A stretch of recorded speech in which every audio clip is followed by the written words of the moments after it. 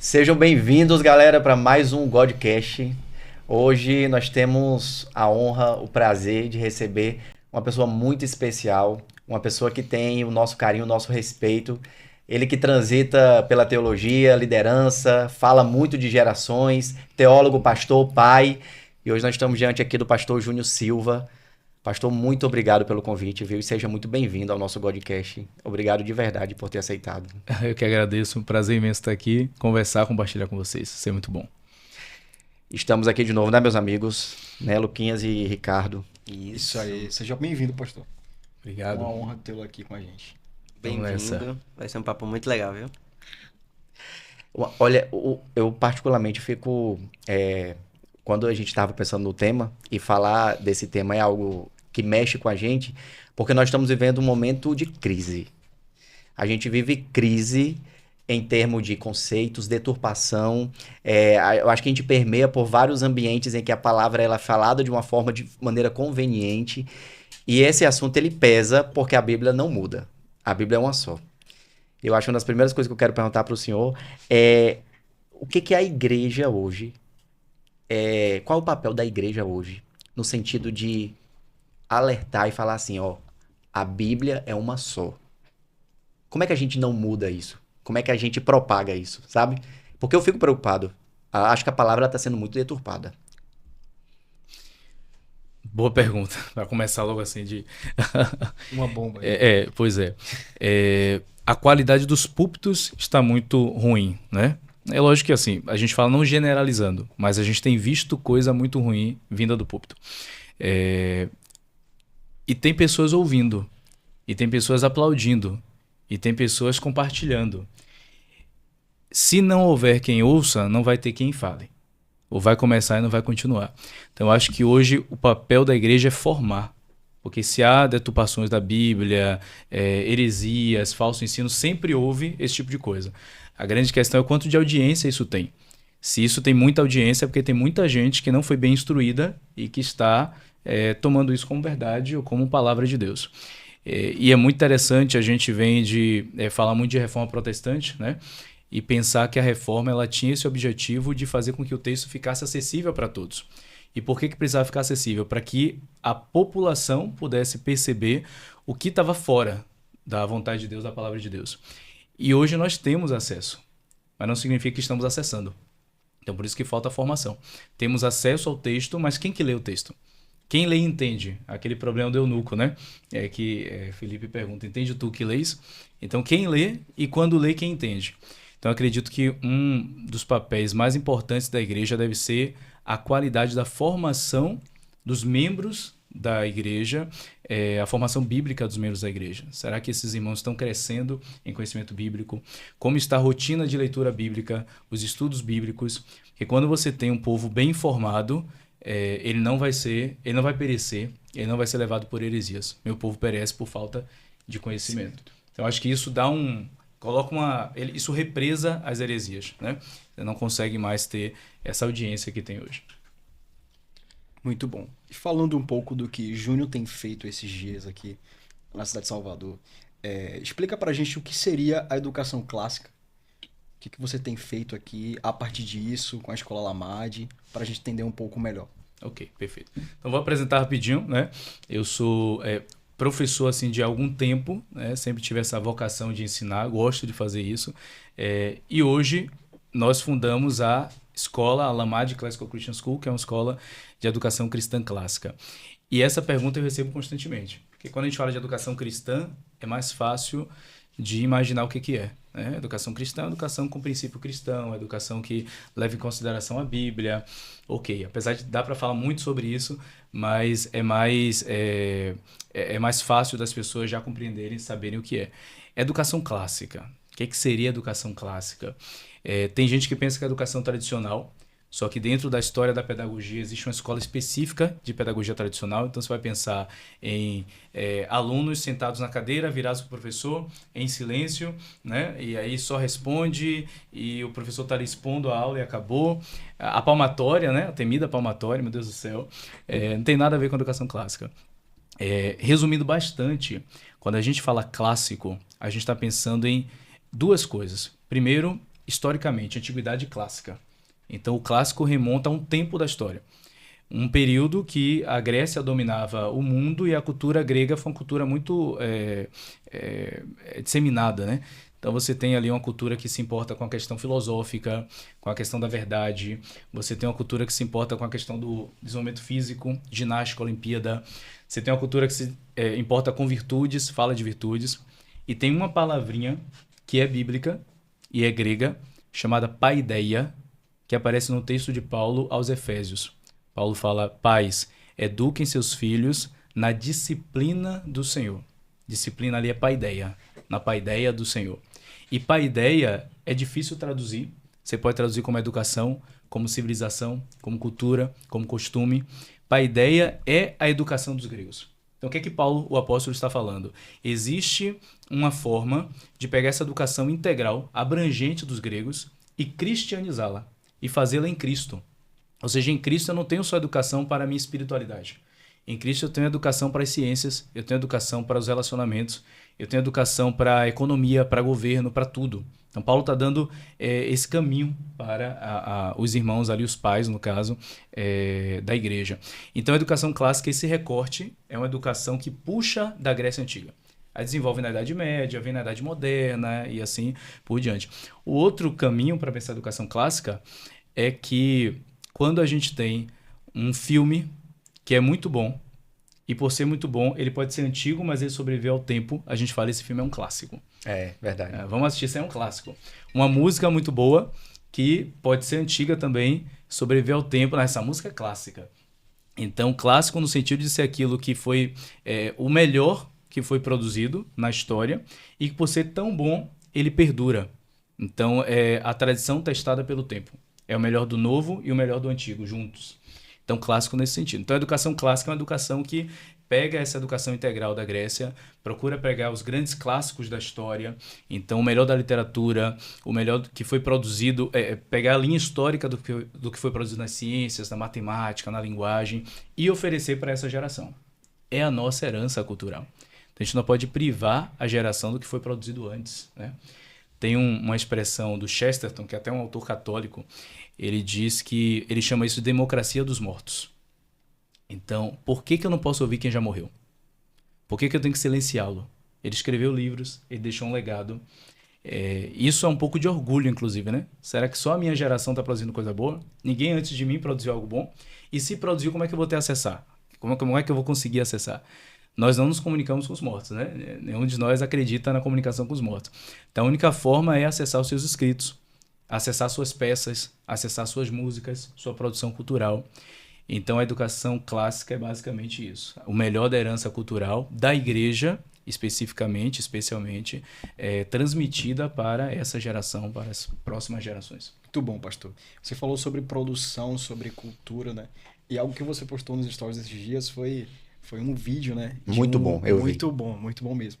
De um vídeo de uma arquitetura clássica e uma arquitetura contemporânea, né?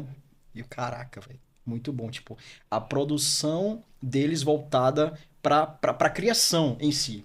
Tem muito isso também, né? Eles olhavam para a criação e diziam, cara, eu posso produzir uma casa que se assemelha a isso que Deus fez.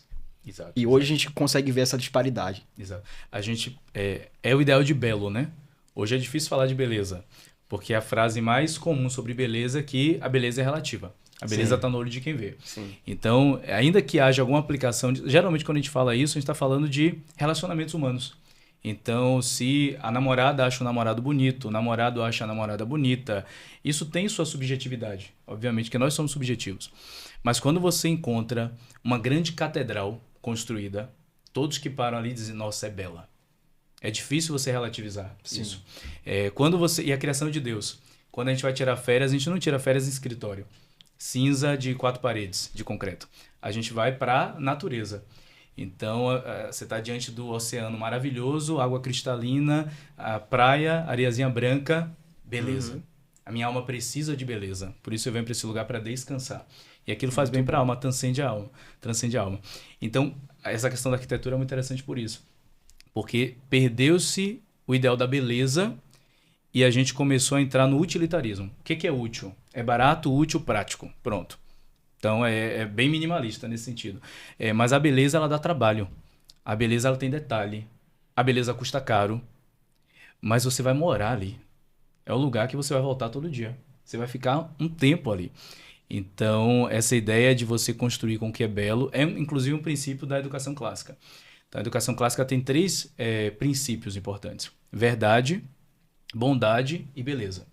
Aí lá na escola, na Alamad, a gente diz que é aprender a verdade, e aí você tem uma base, que a Bíblia é a grande verdade, tudo que emerge da Bíblia é a verdade. Então, a verdade não é relativa para nós cristãos.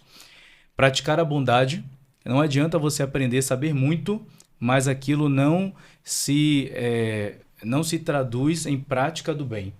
Então, uma pessoa bem educada não é aquela pessoa que sabe demais e não tem humildade, e não sabe compartilhar e despreza o outro. Essa pessoa não é bem educada. Então, praticar a bondade. Tudo que eu aprendo é para o bem do outro, para o bem comum. E, por último, amar a beleza. Que eu acho que o terceiro ponto é o mais incomum, talvez. Amar o que é belo. A beleza faz bem. A gente se sente bem. Quando você pega uma ilustração... Isso a gente faz muito na escola de educação infantil, né?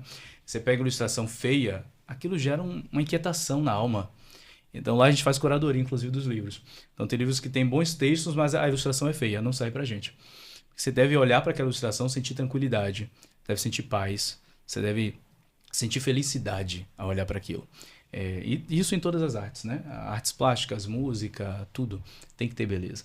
Então, é a restauração do valor da beleza, que é um ponto de adoração. Então, quando a gente adora, tem muitas canções hoje que falam isso, né? Qual a beleza que existe em ti, que eu ainda não vi? A beleza da santidade do Senhor. Então, nós somos feitos para contemplar beleza. E a beleza maior é de Deus. E tudo que é belo reflete um pouco da beleza de Deus. Então, os olhos humanos foram feitos para olhar para esse lugar. Por isso que o que é belo nos atrai, né? Eu tenho um amigo pastor que ele brinca algo interessante. Ele fala assim: você já assistiu um filme cujo protagonista é mais feio que você? Não tem. Geralmente se escolhe alguém que vai chamar a atenção de alguma forma, porque ele vai passar um bom tempo em frente às câmeras. Então você vai pensando na estética da coisa e tal. É uma brincadeira, mas tem a ver com o fato de que a gente se sente bem ao contemplar a beleza. E a beleza não serve para nada. Isso é uma declaração talvez meio polêmica, né? Para que serve a beleza? Para que serve a arte? Para nada. Para que serve a Mona Lisa? Para absolutamente nada. Agora, tira-se a Mona Lisa do mundo e nós perdemos um pouco de quem somos. Porque a alma precisa de beleza. Então, para que serve a música? Não serve para nada. Agora, tira a música. Vive sem música. Para que serve uma pintura? Para nada, mas tira a pintura. Então, não é a lógica utilitarista. É a lógica da vida, né? O que o ser humano foi criado para ser. Então, tem um pouco de adoração nisso. Não que a gente vai adorar o que a gente está olhando, mas aquilo remete a um maior, que é o Senhor. Muito bom, muito bom.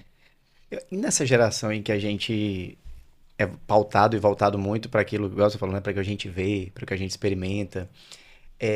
eu não sei se o senhor já passou por essa situação, ainda mais como professor e diretor de escola cristã, mas como é que você convence um pai não cristão, por exemplo?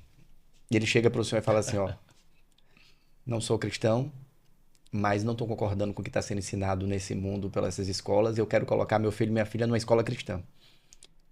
Como é que a gente convence um pai desse? E uma forma de evangelizar, eu creio uma forma de você mostrar Jesus, sem dúvida. Mas como é que você fala para um pai desse? Eu não sei se você já passou por isso, estou perguntando porque me veio essa mensagem na hora que você estava falando, né? Dessa questão utilitarista, voltada para isso, né? Sim, sim. Olha, eu tenho 2 casos, não 2 casos específicos, mas 2 tipos de pais que são interessantes para gente pensar aqui. O primeiro é esse aí. Esse eu acho até o mais simples de resolver, porque ele entende que ele quer uma educação de princípios, de valores, mas ele não é cristão. O que ele está dizendo para mim é: eu quero o que Cristo pode dar, mas eu não quero Cristo. Eu quero o que Cristo pode oferecer para o meu filho, mas eu não quero Cristo.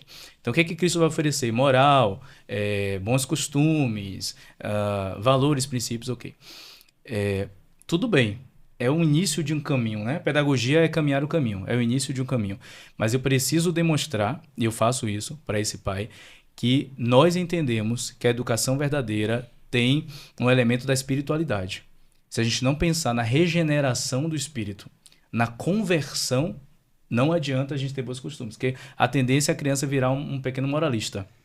Então ele não tem o porquê daquilo. Ele não tem um coração convertido. Ele só está diante de uma redoma de regras, de uma bolha ali qualquer. Então eu expresso isso mostrando ao pai que nós temos um programa, estou falando da escola em específico, né? Um programa de desenvolvimento da espiritualidade. Devocionais, orações, isso tudo faz parte de um processo de conversão e de formação da criança no evangelho. Mas esse eu acho até interessante. Mas eu tenho um outro caso que é interessantíssimo, que é o pai que não é cristão e não quer uma educação cristã. Então, como é que esse pai chega lá? Porque às vezes a mãe é cristã.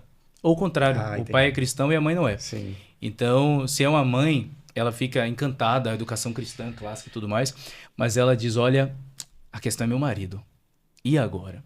É muito cristão isso aqui. Ele não vai gostar. Eu falo para ela, traga para a gente conversar.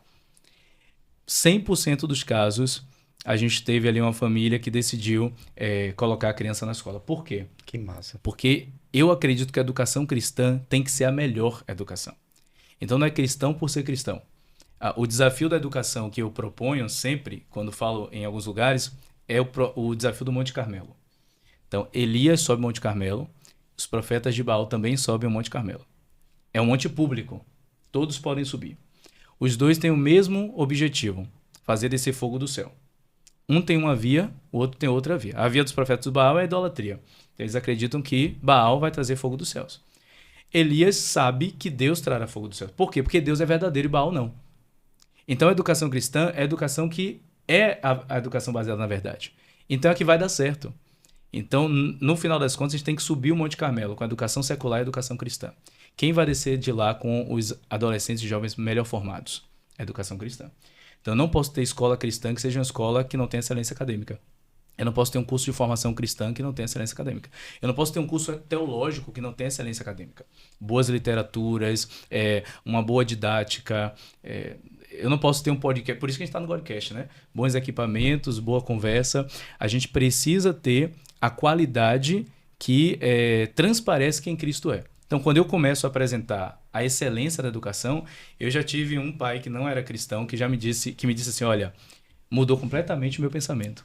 Porque eu achei que seria uma educação que a criança fica alienada e só pensa em Deus e não sei o que, não sei o que.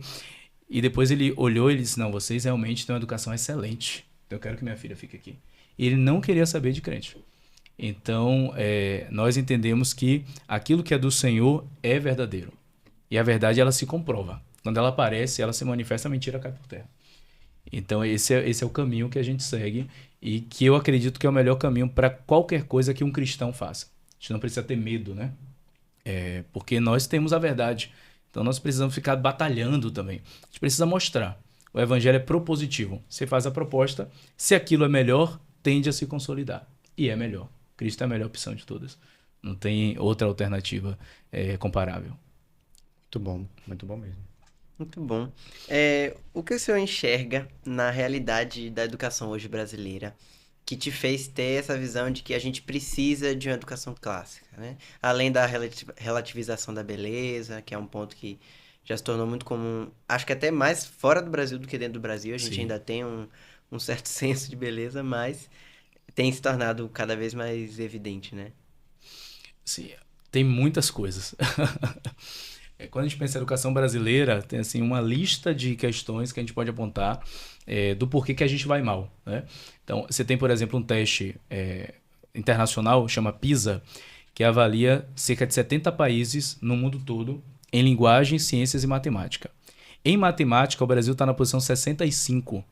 Só tem 5 países piores que a gente em matemática no mundo todo dos avaliados. E em linguagem e ciências também não está muito bem. Então, a gente está sempre lá embaixo no ranking. A qualidade da educação brasileira é ruim. Então, esse é o primeiro ponto que foi o motivador, né? Um dos pontos que motivaram a gente a pensar numa escola. A gente precisa propor algo que tenha qualidade.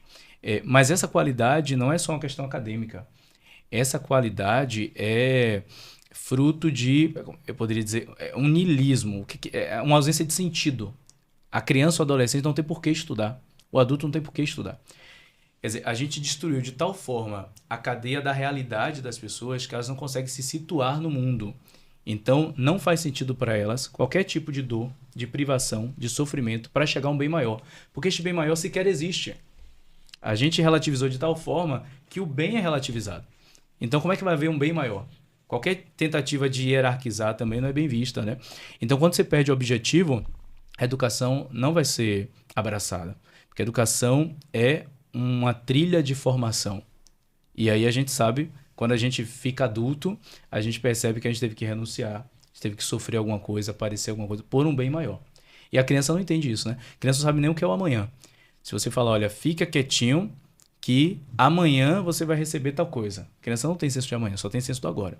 Então, assim, entre eu ir brincar agora e esperar para amanhã receber algo, eu quero brincar agora. Não sei o que é amanhã. Aliás, a criança, aconteceu uma coisa há 2 anos, ela fala, ontem a gente foi para tal lugar. Isso foi 2 anos atrás. Então, se a gente não amadurece, e para amadurecer precisa passar por privações, a gente não consegue ter uma noção de um bem que está lá na frente. Então, a ausência de virtudes, de valores na educação, como que ideologias quebraram essa ideia de valores e virtudes, fizeram com que a qualidade educacional baixasse mais ainda. É lógico que falando de educação brasileira tem vários fatores. Tem fatores socioeconômicos, tem fatores de políticas públicas, legislação educacional e tudo mais. Mas o ponto que nos motivou, o ponto maior foi termos filhos. Caso eu e minha esposa, né? Tivemos um filho e pensamos, a gente não quer educação que está por aí. A gente quer educação com valores cristãos, a gente quer educação excelente. E aí fizemos. E ao longo do tempo temos encontrado cada vez mais famílias que pensam como nós. Eu preciso de uma educação com valores, eu preciso de uma educação excelente. E o que é isso? Isso é educação cristã. Então, olhando para a realidade brasileira, eu estava dentro, né, de escola. Então, e escola particular, não era nem escola pública, apesar de ter alguma experiência em escola pública. A gente via a qualidade da educação. A gente via a orfandade das crianças e dos adolescentes. E quando eu falo orfandade não é porque não tem pai e mãe, mas estão perdidos no mundo. Você acaba se tornando um pai. Então, eu cansei de ser recebido em sala com as crianças abraçando e você sente uma carência das crianças, dos adolescentes nesse sentido. Então, essa falta de estrutura da realidade deixou os jovens perdidos e isso é um dos aspectos que não se fala tanto, mas é um dos aspectos que eu acredito que cooperam com o desastre da educação brasileira. Eu lembro do texto de Jesus, Evangelho de Mateus, capítulo 9, versículo 35, fala que Jesus ia percorrendo todas as cidades, ensinando nas sinagogas, curando os enfermos, expulsando demônios, e ele se compadeceu da multidão, porque percebeu que eram como ovelhas sem pastor. Eram pessoas perdidas. A compaixão de Jesus, a dor de Jesus foi olhar para as pessoas e perceber, elas estão sem saber para onde ir, estão sem guias. Então você tinha a religião falando coisas, você tinha os movimentos falando coisas e tal, mas eram para o seu próprio benefício. As pessoas estavam entregues a ninguém, estavam perdidas. E aí Jesus fala, na verdade, os campos estão brancos, a seara está pronta, mas poucos são os trabalhadores. Roguem ao Pai que envie trabalhadores. Trabalhadores para quê? Se o diagnóstico é de ovelha sem pastor, o trabalho é qual?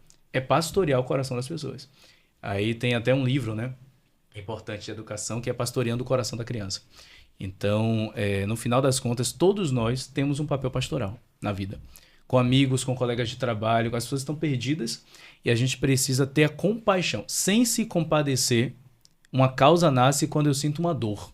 Sem dor não tem causa, porque a causa vai me levar até a morte. Então eu preciso de uma causa que vale a pena morrer. Essa causa vai ser uma causa que vale a pena viver, por consequência. Então é a dor que vai gerar essa causa. Então se a gente não olhar para o outro com compaixão, a gente não vai conseguir se mover para dar uma orientação e guiar, e, enfim, ser uma luz para as pessoas. Nós somos luz do mundo, né, disse Jesus. Ser uma luz para quem está em trevas. Então esse combo aí de sentimentos me motivou a ir para a educação no sentido de abrir uma escola, né? Eu acho que a verdade é que a gente não está acostumado a sofrer, a ter dor mesmo. A dor, ela gera na gente mudança, a dor, ela gera na gente o significado para algo, né? Eu sou filho de professora. Minha mãe, desde cedo, me dava livro de literatura para poder ler e eu amava, né? E eu criei o hábito porque ela começou a me dar. E é engraçado que, no início, você acha chato. Por quê? Porque era para eu estar assistindo desenho, era para eu estar brincando com meus amigos, era para eu estar fazendo qualquer coisa, mas eu estava lendo. E depois que eu fui evoluindo nas leituras, e ela foi me dando Machado de Assis, né, Graciliano Ramos, e a gente vai se aperfeiçoando na leitura e vai criando o gosto pela cultura brasileira e tudo aquilo que ela representa, você começa a entender que as coisas, elas ganham significado. Elas têm um porquê, porque você entende o cultural da cidade, do local, né, da população. Onde que eu quero chegar nisso é, por que a gente parou de provocar nas crianças esse crescimento, sabe? Provocar nas crianças, nos adolescentes esse crescimento, a gente quer dar tudo muito pronto. A gente já quer dar pronto. Então, hoje você vê como se fosse aquelas Netflix de ensino. Pronto. Resumo, fluxograma, tudo pronto. A criança não tem mais o trabalho, e o adolescente não tem mais o trabalho de procurar e ler, sabe? De onde é que você acha aliás, aonde o que você acha que isso vai parar, sabe? Onde é que vai parar? Onde é que nós vamos, de fato, chegar se a gente continuar nesse ritmo? Olha, é difícil pensar onde é que a gente vai chegar. Porque a gente está vendo a destruição total do que é ser humano. A gente está com dificuldade na gestão das emoções, a gente está perdendo o nosso QI. Então, é a primeira geração cujo QI é menor do que a geração anterior, desde que se começou a medir QI. Então, você tem uma queda importante. Você tem, mesmo em países desenvolvidos, uma taxa de suicídio muito alta. Então, tem um livro do C.S. Lewis, o autor das Crônicas de Nárnia, chamado Abolição do Homem. O que é a abolição do homem? É um processo de desconstrução tal da realidade, que tem a ver com o que você está falando, a gente vai chegar lá, que desconstrói-se tanto que não resta nada. Não. Então acaba-se com o que é o homem, a abolição do homem, extinguiu-se o homem. E a gente está caminhando para esse lugar. Então a desconstrução está se tornando desumanização. E a gente precisa discernir o que é uma coisa e o que é outra. E um sintoma disso é que hoje tudo é fast food, né? Tudo é muito rápido, ninguém tem tempo para nada. Então eu não tenho tempo para o que é artesanal. E educar é artesanal.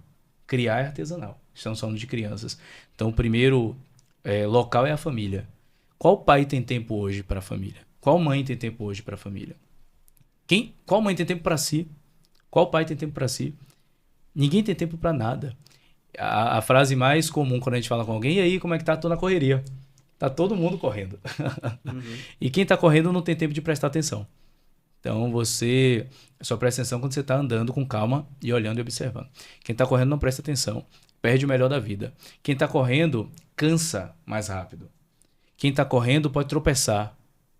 Quem está correndo prefere ir sozinho do que ir acompanhado, porque você quer chegar mais rápido em tudo o tempo todo. Então, acontece que as crianças, que são as mais vulneráveis, estão abandonadas. Eu tinha antes a televisão como meio que a babá eletrônica. Coloca na televisão e tudo bem. Só que a televisão antes era, de manhã tem a grade ali do desenho. Acabou o desenho, já era. Você não volta mais. Você muda de canal, todo mundo tinha os programas de manhã, né? De desenho. E vai fazer o quê depois? Tem que inventar alguma coisa para fazer. Hoje, a quantidade de opções nos tornou vítima. Então, no final, a gente não está escolhendo coisa nenhuma. A gente está perdido no mar de opções. Especialmente se formos novos. Crianças e adolescentes não têm essa capacidade de escolher. Então, você deve criar a criança dando poucas opções para ela, não muitas. É melhor para a criança ter poucas do que muitas opções. Então, tem muitas famílias que pensam o contrário. Então, hoje eu posso ter um stream de vídeo onde eu posso ficar 24 horas consumindo conteúdo novo, inclusive. Saindo de um para o outro. Ou repetindo mesmo. No caso, a criança gosta de repetir. E o que é que vai acontecer com essa criança? Ela tende a ficar mais tranquila, entre aspas, estática naquele lugar. Então, ela vai me dar menos trabalho.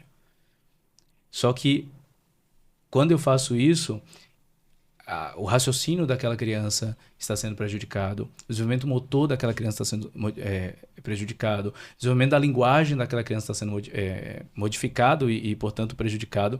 Então, eu acredito que essa questão da cultura do fast food, que ninguém tem tempo para nada, ninguém tem tempo de nada que seja artesanal. Saímos da época do artesanal, a gente está na época da fábrica, né? Só que a vida não seguiu a tecnologia. É isso que a gente precisa entender. Os seres humanos não viraram ciborgues. Nós continuamos os mesmos que foram Adão e Eva. A gente tem aparatos tecnológicos, mas a nossa alma não anda na velocidade do nosso corpo. A gente parou de andar, ou de andar a cavalo, a carroça, começou a andar de automóvel, de avião, de foguete. Mas a nossa alma tem o tempo dela. Então o que a gente está fazendo é cruel com a nossa própria alma, com a nossa mente, né? Tanto que você vê as doenças da alma se proliferando muito, porque a nossa alma não foi feita para isso. A nossa alma foi feita para paciência, para calma, para o ritmo dela. Então, para uma criança é mais cruel, porque a criança não está formada. Nós podemos, tendo um impacto negativo, restaurar. A criança é mais difícil porque ela nem formou. Como é que você vai restaurar o que não foi formado? Aí você tem uma série de transtornos também que pode acontecer a partir daí, e etc. Então, eu acredito que a pressa, no final das contas, é um dos fatores mais relevantes para esse desastre que a gente está vendo. Pressa. A pressa é inimiga da perfeição, né? Já dizia o ditado. Muito bom, pastor. Sobre essa aceleração da tecnologia, qual a preocupação da igreja com a inteligência artificial? Qual deve ser a preocupação da igreja com a inteligência artificial? Cara, eu não sou da área assim, de tecnologia para tentar pensar de maneira mais técnica, mas eu acredito que os problemas são novos, e se apresentam de maneiras novas, mas os desafios são os mesmos. Então, no final das contas, quando a gente pensa na inteligência artificial, o que a inteligência artificial pode trazer para mim de benefício? O que ela me dá, né? O que ela traz para mim? Eu, por exemplo, no meu trabalho, ela consegue me secretariar, ela consegue ser uma espécie de estagiária para muita coisa. Então, você tem que ter um filtro, né? Evidentemente, o tempo todo. Se você usa a inteligência artificial, por exemplo, para algo que você domina, você percebe com maior clareza quando ela inventa as coisas e quando ela vai por um caminho que não tem nada a ver. Então, tem esse perigo. Mas o que ela pode me dar? Certamente muitas coisas boas. Mas o que ela está tirando de mim? Acho que o papel da igreja é a preservação da imagem e semelhança de Deus na humanidade. Nós somos guardiões da imagem e semelhança de Deus. Quando a gente encontra aquele que está manchado na sua imagem e semelhança de Deus, a gente propõe para ele o evangelho, que é a restauração. Quando ele é restaurado, a gente propõe o discipulado, que é a manutenção e o aperfeiçoamento dessa imagem. Então, o que a inteligência artificial pode me roubar da imagem e semelhança de Deus? O que ela pode me roubar do meu relacionamento com Deus? Então, se eu começo, dar alguns exemplos que me vieram à mente, se eu começo a elaborar a lição bíblica do meu pequeno grupo, se eu começo a elaborar o sermão do domingo, do culto da igreja, a partir de uma inteligência artificial, isso é muito grave. É muito grave. Porque eu perco um processo que vai me custar muito, de ler muitos textos, abrir muitos livros e receber a inspiração do Espírito Santo. Eu automatizo aquilo, mas onde está o Espírito Santo? Dentro da inteligência artificial. Perfeito. O Espírito Santo habita em casas de carne e osso. Então, quando isso me rouba, eu tenho um problema. E tem uma coisa, talvez isso seja mais pessoal, mas eu tenho feito essa análise. Eu tenho visto muitas músicas de inteligência artificial. Sim. Elas podem ter uma funcionalidade, mas eu sinto que são músicas sem alma. Sim. Falta alma ali. Eu quero saber como que você compôs. Você estava pensando o quê? Você estava passando... qual situação que você compôs essa música? Nada. Inteligência artificial. É um algoritmo. Uma das coisas que torna a canção, dando exemplo da música ainda, mais bela é quando você descobre a história por trás da canção. Sim, o compositor sim. canta. Uhum. Abre-se um novo significado, né? Nossa, nunca mais eu vou cantar essa canção da mesma forma, porque foi dessa e dessa forma. Uma canção que surgiu num devocional, a experiência de um encontro com Deus, como Deus estava ministrando minha vida, uma doença, um momento difícil, e aquela canção surgiu. Inteligência artificial, a canção é a mesma? Talvez seja, mas falta alma. Falta robustez, falta história, falta sentido. É só um algoritmo combinando coisas. Então, a igreja precisa tomar o cuidado de não ser utilitarista. Nós não podemos ser utilitarista. Porque quem é utilitarista perde o lugar de ser guardião da imagem de Deus. Porque a imagem de Deus, quando eu utilizo, eu firo a imagem de Deus no homem, né? Um exemplo de utilitarismo na Bíblia é Gênesis 11, Babel. Então você tem Deus construindo jardins no primeiro capítulo, no segundo capítulo, e assim por diante. Jardim você pensa em algo mais orgânico. Você precisa plantar sementes. As sementes têm seu próprio tempo, têm as condições que devem ser preservadas, o solo adequado, a luz do sol, a água, a chuva, e aquilo vai crescendo. Quem trabalha com roça, quem trabalha com plantação, agricultura, sabe que não é da forma que você quer. Ainda que você tente gerar alguns estímulos ali, você precisa obedecer e respeitar o tempo e as estações. Quando você olha para Gênesis 11, Nimrod, poderoso caçador, guerreiro, ele introduz uma tecnologia, tijolos e argamassa, muito mais fácil e simples de construir do que com pedras, porque a pedra você tinha que polir ela toda, você tinha que adequar. O tijolo, ele é em série, são todos iguais, Então você tira a identidade, você tira as características diferentes, a diversidade, você deixa todo mundo igual para a utilidade que vai ter. E a imagem de Deus é diversidade.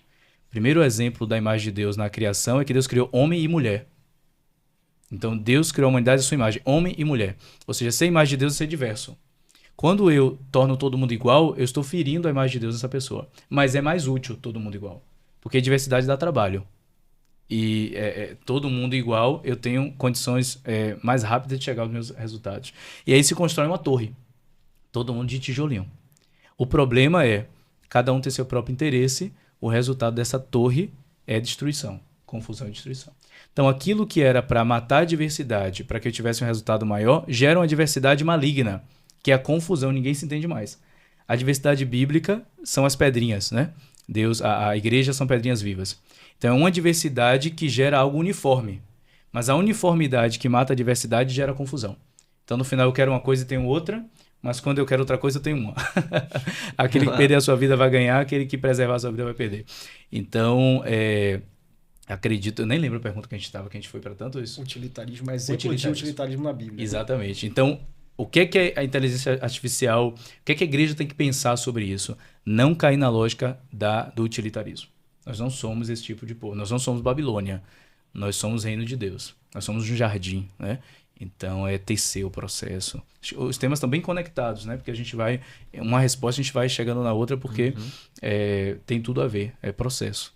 Quando eu era criança, na minha antiga congregação, a gente tinha umas apostilinhas de auxílio ao estudo bíblico, né? Então, tinha algumas perguntas que a gente ia se guiando e aí a gente tinha que buscar na Bíblia onde é que estava, o que eram perguntas para que você respondesse baseado naquilo que está na palavra, né? Uhum. E aí, depois que eu mudei de congregação, eu ouvi um boato, uma fofoquinha de lá, de que os mais jovens hoje, que nasceram já com inteligência artificial na mão e tudo mais, começaram a jogar essas perguntas na IA e responder através da IA e não buscando a palavra, né? E aí a gente acaba deixando de lado o papel do Espírito Santo, né? Então, o que eu queria perguntar, qual é o papel do Espírito Santo no aprendizado? Perfeito, perfeito. No aprendizado da verdade bíblica, o papel dele é de dar a única condição de aprender. Ou seja, sem o Espírito Santo eu não aprendo a Bíblia. Sem o Espírito Santo eu posso decorar o texto, eu posso conectar as ideias, mas isso não é verdade bíblica. Eu só consigo aprender a Bíblia com o Espírito Santo, porque a Bíblia é revelação. Então eu tenho ali uma camada que é o texto, o livro. Todo mundo pode acessar essa camada. Vários acessaram e não creem até hoje. Leram a Bíblia. A gente não pode dizer que quem não crê em Cristo não leu a Bíblia. Tem gente que leu a Bíblia toda e não crê. O que aconteceu com ele que não aconteceu conosco? Por que cremos? Espírito Santo. Então, no final das contas, eu não tenho condições de aprender a Bíblia sem o Espírito Santo. Eu posso aprender um texto, mas o que a Bíblia é palavra de Deus, existe uma revelação que só o Espírito pode trazer. Então, no sentido de chegar à verdade, o Espírito Santo é a condição única para a aprendizagem. Paulo fala, inclusive, acho que é a Timóteo, ele diz que Timóteo deve tomar cuidado com aqueles que estão sempre estudando, mas nunca aprendem. Forte. Sempre estudando, mas nunca aprendem. Porque ele vai falar de Timóteo como um guardião da palavra, né? Não despreze o dom de Deus que é em ti, lembra das sagradas letras que você recebeu da sua avó Lloyd e tudo mais. Então, diante desse Timóteo, existem aqueles também que estão cheios de conhecimento, mas um conhecimento obscuro, conhecimento que não leva à verdade, que é o tema de Romanos 1. Então, no final das contas, para aprender a verdade bíblica, o papel do Espírito Santo é ser a condição única. Agora, quando o homem peca e perde a imagem de Deus, ele não se torna um demônio. Ele se torna alguém que tem alguns resquícios da imagem de Deus, mas aquilo está muito manchado, está muito bagunçado. O que significa isso? Alguns atributos ele mantém. Ele ainda tem a capacidade de amar, ele tem a capacidade de se alegrar, de entristecer por uma injustiça, mesmo não tendo Cristo. Significa que ele ainda tem a capacidade intelectual. Ele ainda pode aprender algo. Por isso que a gente vê, sei lá, talvez um grande feito, uma grande construção, uma grande descoberta de alguém que não é um cristão. Porque ele tem inteligência para fazer isso. Essa inteligência veio de Deus, ainda que ele não retorne essa glória para Deus, mas ele permanece com essa inteligência. Contudo, de que adianta toda essa inteligência se ela não me conduz ao lugar para o qual a inteligência deveria conduzir? A verdade. Então, tem inteligências que conduzem a um lugar de não crer mais na verdade. A verdade não existe. Então, essa é uma desinteligência. Então, é uma capacidade de pensar que não me leva ao meu objetivo. Imagina se você e uma outra pessoa, ambos têm 2 pernas, conseguem correr. Tem condições físicas de correr. Um está correndo em círculos, o outro está correndo para o objetivo. No final das contas, as pernas são os recursos, que seriam como a inteligência. Mas um não está levando a lugar nenhum, que é a inteligência sem Deus, sem conduzir a verdade. Você está sendo inteligente. Talvez você dê 500 voltas, significa que você é muito inteligente, muito capaz, muito vigoroso. Mas isso te levou a qual lugar? Pura vaidade. Pura vaidade. Você vai dizer, eu consegui dar 500 voltas e não estou cansado. Beleza, mas você chegou aonde? Você não chegou em lugar nenhum. Você só tem exibição. Agora, alguém que não deu 500 voltas, mas tem a capacidade de andar, chegou ao seu objetivo, no final de contas, para que as pernas serviriam? Para levá-lo até lá. Então, a gente pode aprender alguma coisa sem o Espírito Santo, mas se essa aprendizagem não conduz à verdade, ela não cumpre o seu objetivo. E no caso da Escritura, da verdade de Deus, do Evangelho, só o Espírito Santo pode descortinar para nós. Tem até alguns teólogos que falam que a regeneração ela tem um efeito sobre o cérebro, ou seja, a inteligência também é regenerada. Isso é uma linha teológica, né? De maneira que o regenerado teria maior capacidade intelectual do que o não regenerado. Isso é uma linha, não quer dizer que isso tenha qualquer comprovação. Mas só para trazer aqui o nível que a gente pode chegar no sentido de como é diferente aquele que tem o Espírito Santo, e o Espírito Santo não vai te dar a cola da prova, né? Que é interessante falar do outro lado agora. Sim. Então, eu sou cheio do Espírito Santo. Se você não estudar, desculpa a expressão, você continua burro. Né? Você não vai aprender, porque você tem o Espírito Santo. Você tem o Espírito Santo e certamente esse Espírito vai te ajudar a ter disciplina. O Espírito Santo vai te conduzir a renunciar coisas para conseguir coisas melhores, mais elevadas lá na frente. O Espírito Santo vai te ajudar a ter paciência consigo mesmo. Ele vai te orientando nos seus estudos, mas quem estuda é você. Quem deixa de ir para uma festa porque tem que estudar alguma coisa é você. Então, também tem o outro lado. A gente não pode dizer, eu tenho o Espírito Santo, então o Espírito Santo vai me ajudar sem ter matéria-prima para isso. Não funciona. Ele nos dá a responsabilidade para desenvolver sabedoria, né? Eu quero linkar uma coisa que o senhor falou aí sobre ficar em círculos e aquele que sabe onde quer chegar. Sim. Algo que a gente tanto pensa quando a gente se dá conta que a gente está nesse mundo, que é sobre o nosso propósito. Eu acho que eu nunca vi uma era tão forte no sentido de que as pessoas não sabem para que vieram, né? Não sabem aonde querem chegar. E muita gente se pergunta isso, né? Para que eu vim? Aonde é que eu quero chegar? O que eu tenho que fazer? O que eu devo fazer? O que realmente eu preciso fazer? E o senhor como mestre, o senhor como pastor, o senhor como alguém que influencia isso desde da educação cristã infantil até as posteriores, o que o senhor pode falar para ajudar essas pessoas que de fato não sabem para que vieram? Porque eu sei que todos têm um propósito, mas eu sei também que a maioria ainda não sabe para que veio. Sim.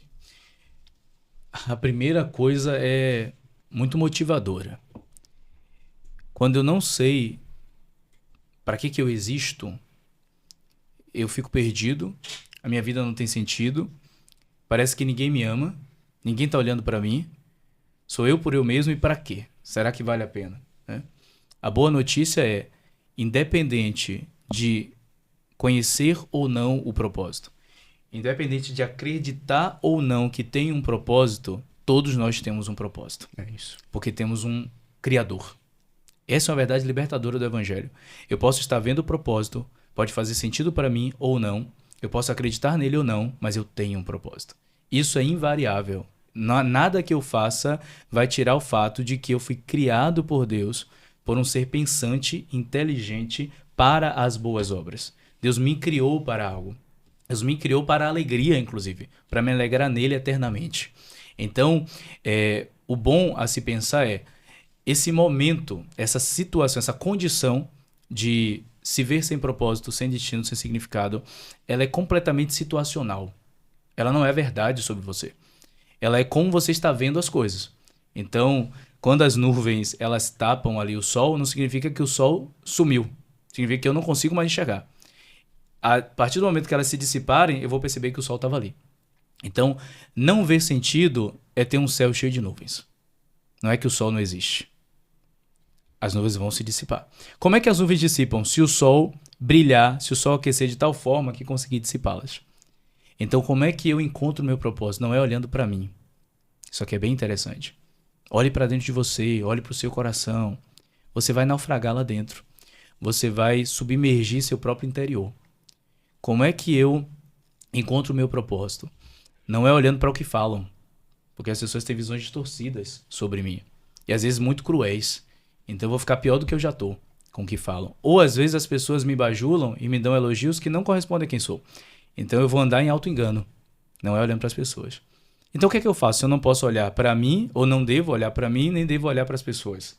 Eu devo olhar para outro. Eu tenho que olhar para ele. Eu tenho que buscar nele. Eu só encontro o destino quando eu entendo a origem.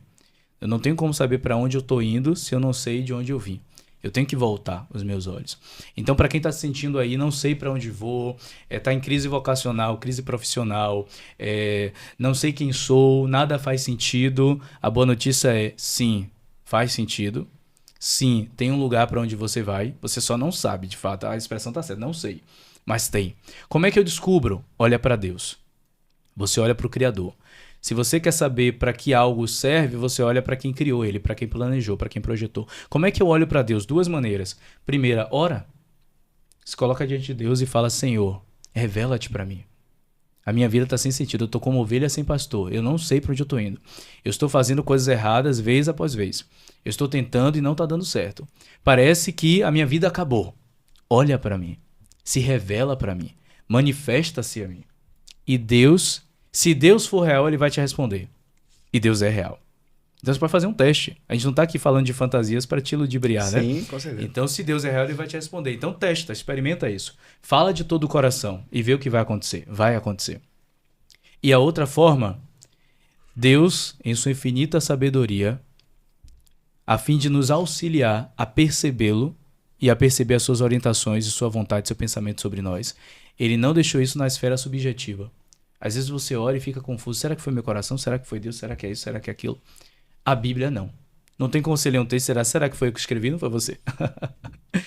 Então vai até o texto. Eu indico que a pessoa comece nos Salmos. Salmos são canções da verdade do coração, da honestidade e da verdade de Deus.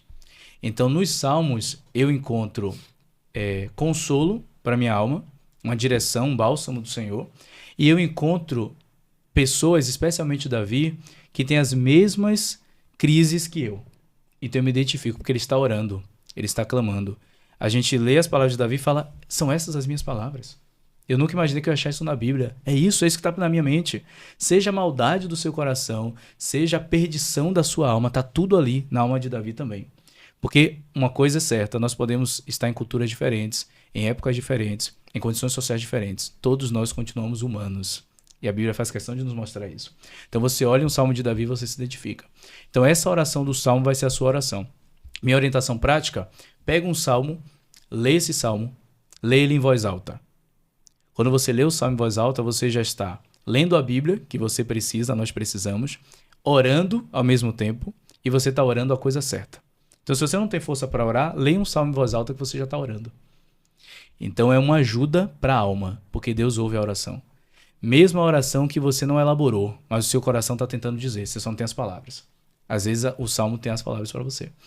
Então faça esse teste e você vai perceber que o sol vai começar a irradiar mais forte a luz. Contudo, as nuvens não se dissipam de imediato.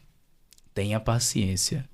Creia que elas estão indo embora, né? Um dia nebuloso está ficando para trás. Então minha mensagem é essa, tenha esperança. Porque muitos que você olha e pensa que a pessoa sempre soube para que existiu, foram pessoas às vezes que estavam perdidas há anos atrás, há tempos atrás.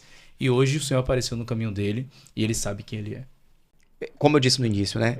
Você é uma pessoa que permeia entre liderança, pastoreio, professor, né? Mestre. E eu acho que você deve lidar com muitas situações. E uma pergunta minha, mediante a tudo aquilo que a gente vê hoje na sociedade, né? Qual que você acha que é o grito silencioso da família nessa geração, sabe?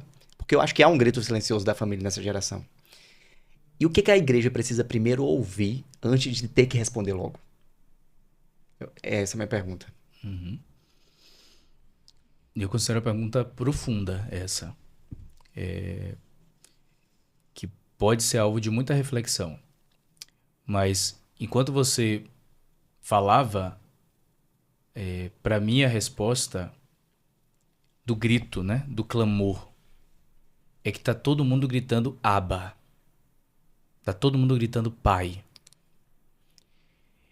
No final das contas, a criança ou adolescente a criança que tá perdida em, sei lá, tecnologia, o adolescente que tá no quarto trancado, o pai de família que está com um peso imenso nas costas e tá achando que tem que dar conta de tudo, a mãe que tá sobrecarregada de muitas atividades, tá todo mundo se vendo órfão. Todo mundo se vendo órfão. E com um clamor, Abba Pai.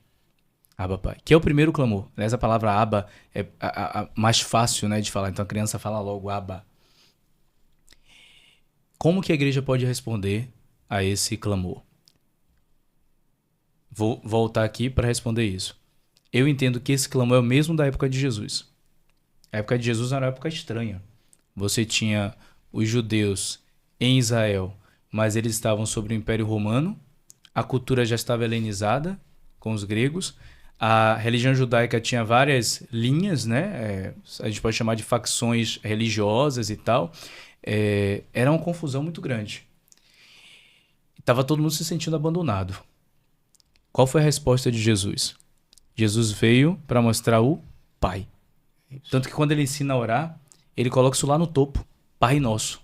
A revelação de Deus como Pai foi a resposta para uma geração confusa. E essa confusão, quando a gente fala geração, pensa em jovem, né? Mas essa confusão era para a família, era para o pai de família, era para a mãe de família, era para a criança, era para o solteiro, era para todo tipo de gente. Todo mundo buscando uma coisa. Pai, eu não aguento mais andar sozinho. Eu não aguento mais ter que fazer acontecer. Eu preciso de descanso. Eu não aguento mais a crise de confiança. Eu não consigo confiar em ninguém, eu não consigo confiar em nenhuma liderança.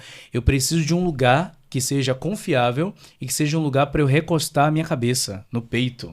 Eu preciso de um pai. Então essa crise de paternidade para mim é maior. O que é que a igreja não pode fazer?